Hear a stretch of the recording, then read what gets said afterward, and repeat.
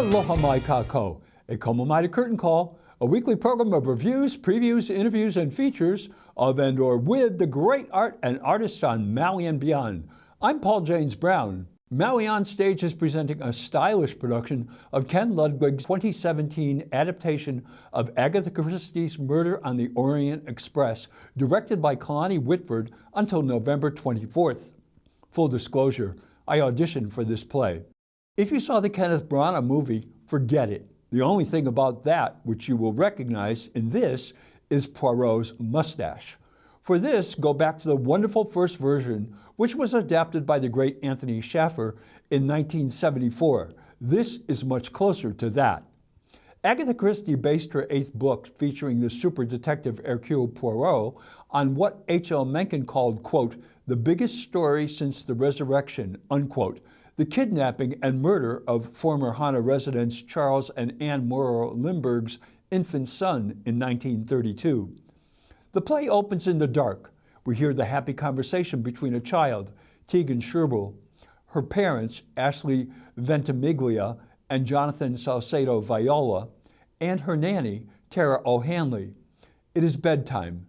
Then the horror happens. The child screams, and we see Hercule Poirot, Paul Jackal, on the screen explaining what we are about to see, the greatest and most difficult case of his career, questioning his deepest lifelong held values.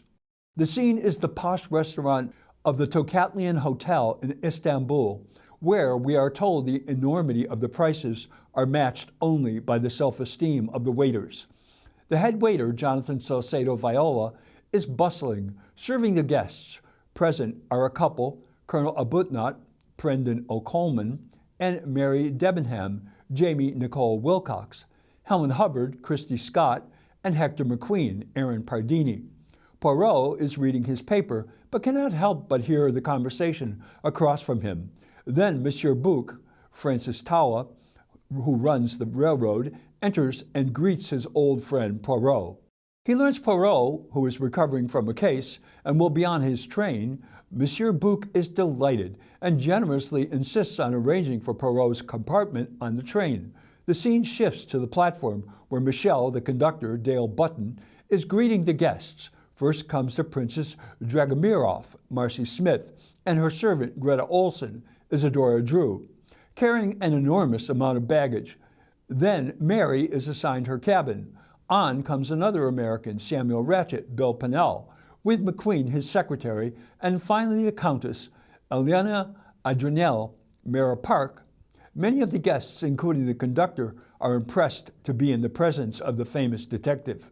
As everyone begins to bed down for the night, Mrs. Hubbard decides to party and serenade the guests with some tunes. We hear some of Lullaby of Broadway, interrupted by Mr. Ratchet in the next compartment, angrily complaining. Then she launches into Alexander's Ragtime Band, much to the chagrin of Mr. Ratchet. Finally, all is dark and quiet. When Mrs. Hubbard screams, she has been awakened by a strange man in a conductor's uniform, who is not Michelle. And then another scream from Greta, who has discovered the dead body of Mr. Ratchet. Who done it? And what is the relationship between the child screaming and the murder? I'll never tell. You have to get tickets for this wonderful, stylish, cinematic production of this play to find out. Mr. Whitford has a cast of our best actors and some interesting newcomers. At the head of this is Paul Jackal, whose Broadway pedigree is on full display as Hercule Poirot. Mr. Jackal hits every note: Poirot's humility, curiosity, unfailing attention to clues, genius, and forthrightness. But there is one moment that, for me, was the show-stopping when he says, quote, the law must be obeyed or we become barbarians, unquote. This was not written by Agatha Christie. This was added by the playwright when you-know-who had just been elected, and now he is back. You can feel this moment of relevancy falling like a dark cloud across the entire audience. It was stunning, and Mr. Jackal's moral struggle was real and brilliant. Christy Scott as the boisterous, ugly American, I mean that in the best possible way, Helen Hubbard, steals this show. Her Helen is the comic relief, and Ms. Scott knows how to get laughs. Her flirtatiousness, partying, love of bourbon added to this character's over-the-top outrageousness, and her singing was Mermanesque. But her transformation in the final act was astonishingly gobsmacking. Ms. Scott has done a plethora of great performances here, but this one is one no one will forget.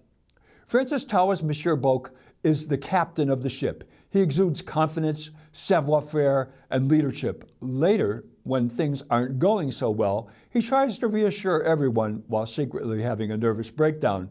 His respect for Poirot is palpable, and Mr. Tawa goes on a truthful, emotional roller coaster ride. Michelle, the conductor, is appropriately servile and officious when needed, but later has a real surprise that no one sees coming. The ubiquitous Dale Button is perfect in this part.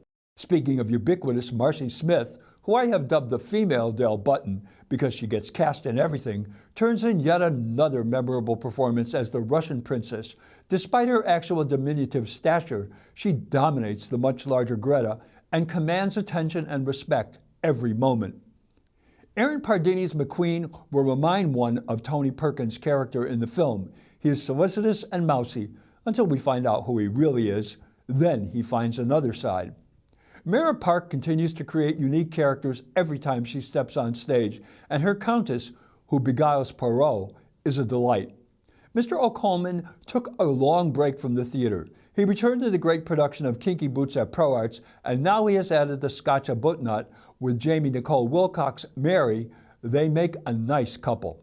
This cast also has two newcomers. Isadora Drew, Greta Olson, is making her debut at Maui OnStage, and Bill Pennell, Samuel Ratchet, the victim, is a recent arrival from Georgia, where he was a trial lawyer, studied with Lee Strasberg in Hollywood, and did theater, film, and TV in Atlanta. They are welcome new additions to the Maui stable of actors. The astonishing costumes perfectly and elegantly capture the period. Jennifer Oberg is the costume director along with her amazing sewing hui. I don't know how she does it, but thank God she does. What a gorgeous show she has created.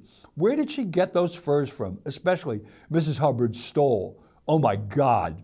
Monsieur Boque's opening suit, ooh la la. And Poirot's cashmere coat, I want that.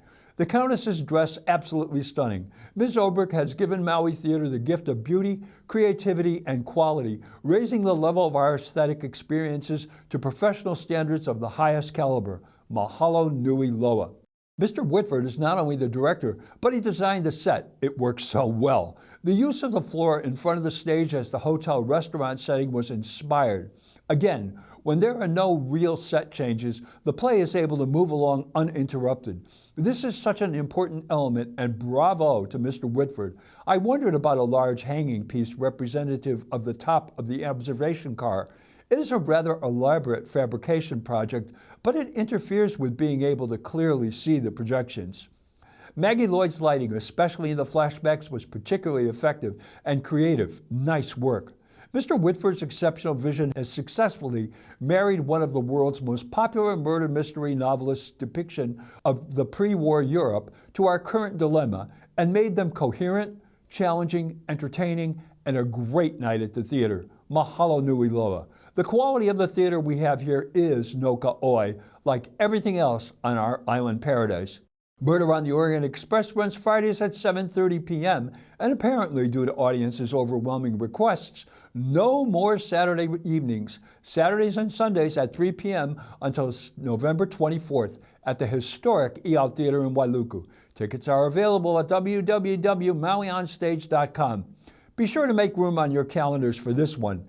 Get your tickets now so you can catch this train. It's one you don't want to miss. It's great. Well, that's Curtain Call for this week. Mahalo nui loa for tuning in. I'm Paul James Brown. Maui strong. Ahui ho.